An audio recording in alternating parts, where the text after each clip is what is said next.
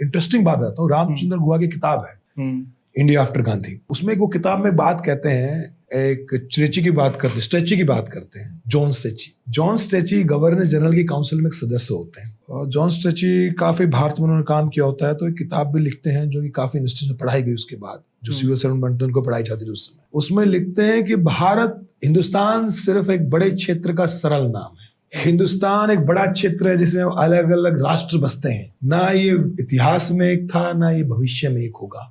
तो ये जो छोटी छोटी लड़ाई है जो बाबा साहब ने लड़ी, राजा राम मोहन रॉय ने लड़ी, जो जवाहरलाल नेहरू जी ने लड़ी, जो महात्मा गांधी ने लड़ी, उसी की लड़ाई की बदौलत थी जो विभिन्न राष्ट्रों में बीच में ब्रिज बन गए लोग बीच में आके, और जिससे देश बनता भारत देश, और जिससे विभिन्नताओं में एकता होती है। अब देखिए कितना डिफरेंट है देश। असम, नागालैंड, अरुणाचल की एथेनिसिटी हमसे अलग है, हम अलग हैं।